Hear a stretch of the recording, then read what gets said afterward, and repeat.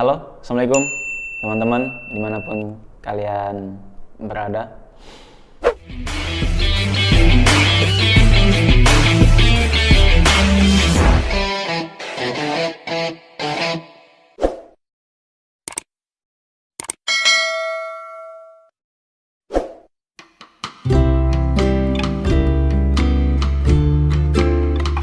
Kita sepakat nggak sih kalau misalnya memori kita tuh terbatas banget, ya nggak sih? Memori kita tuh ada batasan untuk kita mengingat hal-hal yang sudah berlalu cukup lama. Misalnya kita mungkin tidak ingat lagi seperti apa detailnya.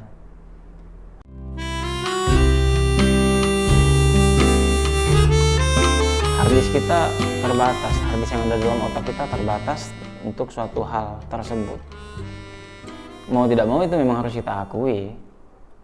Karena ya itu yang saya rasakan, dan saya yakin juga teman-teman juga rasakan. Ada momentum yang kita itu dulu sangat ingat sekali detailnya seperti apa, ada siapa di situ, terus kenapa kita melakukan hal itu. Tapi mungkin setahun mungkin kita masih ingat, 5 tahun mulai redup, 10 tahun mungkin aduh sudah lupa detailnya seperti apa, bahkan mungkin lupa sama sekali itu pernah kita lakukan. Makanya di YouTube-nya Bang Ferry Irwandi itu pernah mengatakan bahwasanya kalau begitu adanya, maka kita sebenarnya manusia itu butuh yang namanya harddisk eksternal, harddisk tambahan untuk kita mengingat, ataupun media yang bisa membantu kita untuk mengingat hal itu tersebut. Saya sih make sense dengan pernyataan tersebut, karena saya coba terapkan pada diri saya sendiri seperti itu. Saya coba ingat-ingat apa sih kenangan yang saya lalui dulu waktu zaman SD, misalnya kan TK, waktu teman kanak-kanak, SMP dulu gua tuh ngapain seperti itu kan. Nggak ada coy, sedikit yang gua ingat malah cuman.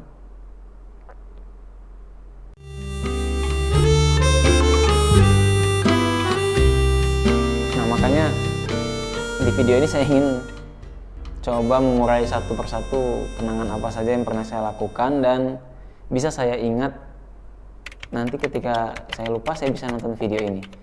Suatu saat mungkin saya sudah berumur 50 tahun, 60 tahun, jika Allah memanjangkan umur saya bisa nonton lagi video ini untuk, oh ternyata SD dulu saya pernah seperti itu. Mumpung saya masih ingat. Nah jadi, kalau kita bicara tentang sekolah dasar, sangat sayang sekali ya teman-teman. Karena sekolah dasar itu dibandingkan SMP, SMA adalah momentum paling lama, ya nggak sih? Ada sekitar 6 tahun bahkan kita melalui masa-masa di situ, banyak kenangan yang kita lakukan di situ.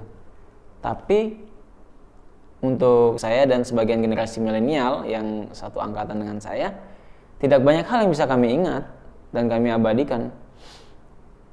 Salah satunya karena kami tidak ada harddisk eksternal.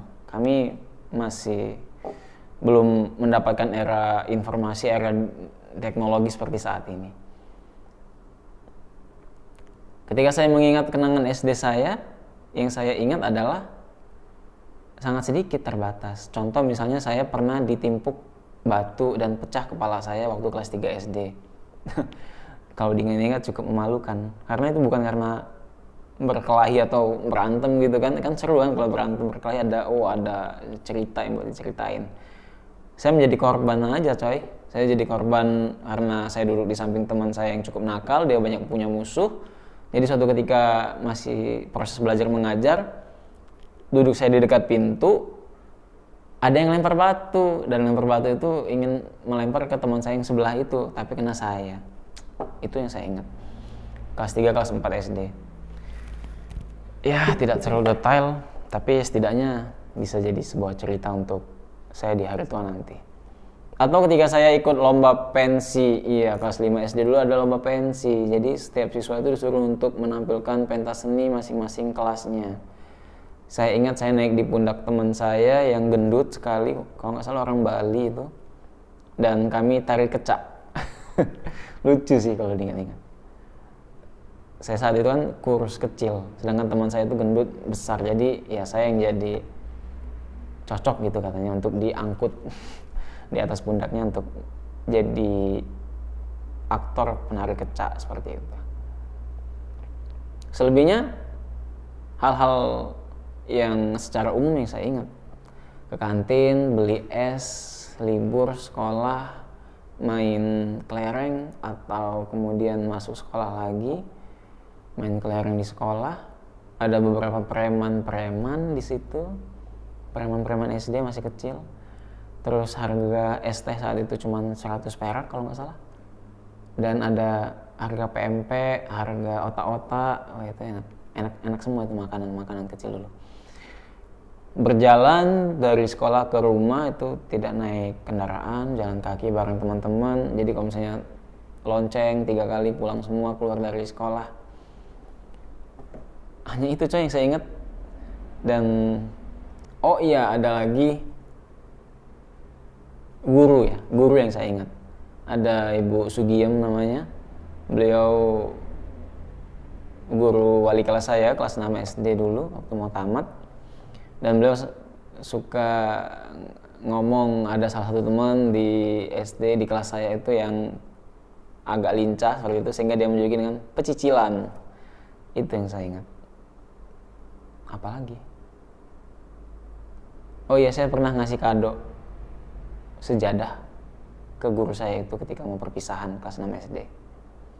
Oke, kita cukup untuk pembahasan ingatan saya tentang SD, karena sepertinya tidak ada hal yang lebih detail lagi yang bisa saya ingat.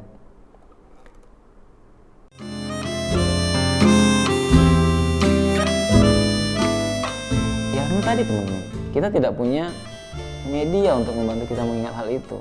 SD apa sih medianya? Telepon, itu pun telepon rumah. SMS belum ada coy. Tahun-tahun 2000-an itu masih jarang. SMS itu setahu saya tenornya zaman saya SMP, tahun-tahun 2008, 2009. Yang belum ada Facebook, Instagram belum ada. TikTok apalagi, ya kan? Nggak ada sama sekali seperti itu.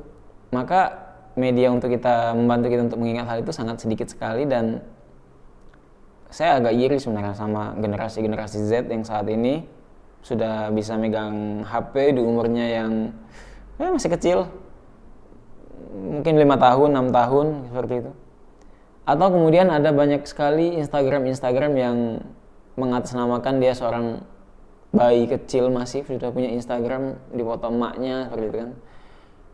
Wow, ketika dia nanti sudah gede, sudah SD, SMP, SMA, terus dia ngeliat Instagramnya itu dari bayi, ada fotonya dari bayi. Kan seru juga.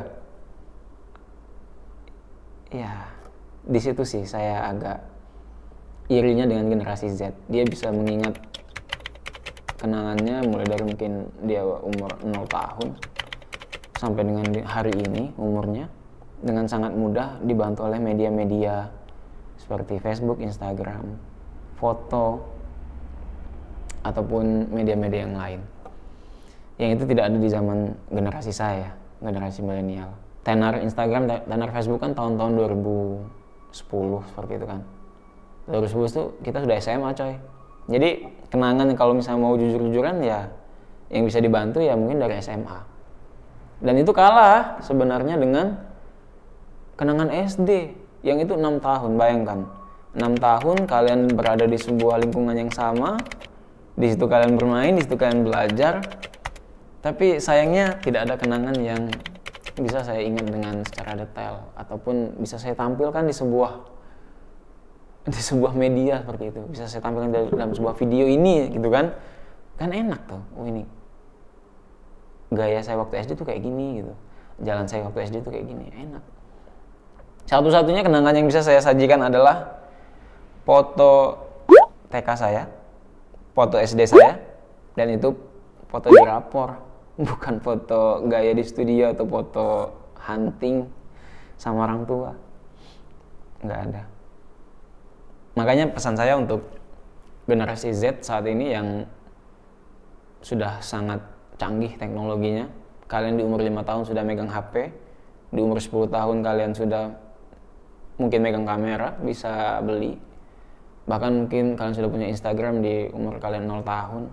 Atau apapun itu, intinya kalian sudah megang HP saat ini. Sangat jarang sekali saya temukan adik-adik yang nggak megang HP, nggak tahu HP itu jarang.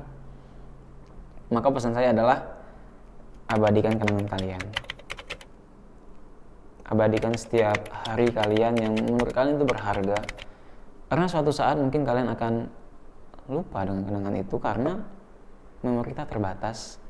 Harddisk kita itu sampai kapan sih bisa mengingat? Buat sebuah karya, buat sebuah dokumenter yang itu bisa kalian banggakan nanti, bisa kalian jadikan, mungkin jadikan candaan nanti di hari-hari kalian selanjutnya seperti itu. Karena kita ini adalah kata-kata yang setiap harinya itu jadi kalimat, ya kan?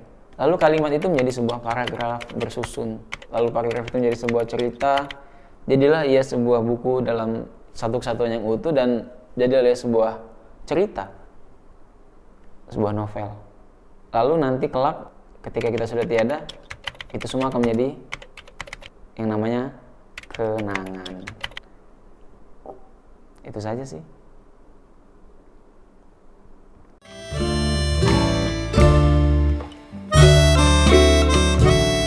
Ya karena kan kita beda-beda tuh setiap tahun tuh. Jangan setiap tahun, setiap bulan, bahkan mungkin setiap hari, pola pikir kita terus berubah. Makanya saya juga sering lihat tuh teman-teman yang nge-share status Facebooknya 5 tahun yang lalu. Mungkin dia agak terkejut, oh ternyata saya sealai ini loh gitu ya. Saya juga pernah merasakan seperti itu teman-teman. Jadi ada status saya 5 tahun yang lalu, oh saya rupanya setaat ini rupanya dulu, oh saya rupanya senakal ini rupanya dulu, lewat status saya yang saya upload seperti itu. Ya itulah sebuah proses kan dari sebuah manusia dan step-step yang akan kita lalui. Makanya bagi saya ini sebuah hal yang penting untuk kita itu concern dengan mengabadikan kenangan kita, apalagi didukung dengan teknologi yang serba canggih saat ini. Itu saja teman-teman celoteh saya malam hari ini. Terima kasih sudah mendengarkan. Saya tahu kalian sibuk, banyak pekerjaan yang ingin kalian lakukan, tapi kalian menyempatkan untuk mendengar apa yang saya bicarakan. Itu sebuah kebanggaan bagi saya dan apresiasi buat teman-teman semua. Kita jumpa lagi di celotehan saya, mungkin entah saya akan bicara tentang apa. Tapi yang jelas saya ingin kita semua menganggap bahwa setiap detik, setiap waktu yang kita lalui itu adalah hari yang berharga. Itu adalah hari-hari yang akan kita kenang selalu. Itu adalah waktu-waktu yang terus membentuk kita menjadi seorang yang lebih dewasa, lebih bijak. Maka daripada itu, yuk kita abadikan kenangan-kenangan kita. Salah satunya adalah di Studio Kompro, studio yang ada di Kota Martapura, Kabupaten Maluku Timur. Jadi buat teman-teman yang ada di Kota Martapura, Kabupaten Maluku Timur dan sekitarnya, bahkan yang mungkin di Waikanan, ada yang tinggal di Batu Raja atau yang tinggal di Belitang, bisa mampir ke sini buat foto bersama teman-teman, buat foto sama sahabat, sama keluarga, atau bahkan sama pasangan teman-teman sekalian. Bisa mampir ke sini, kita abadikan kenangan kita bersama-sama. Oke? See you next time.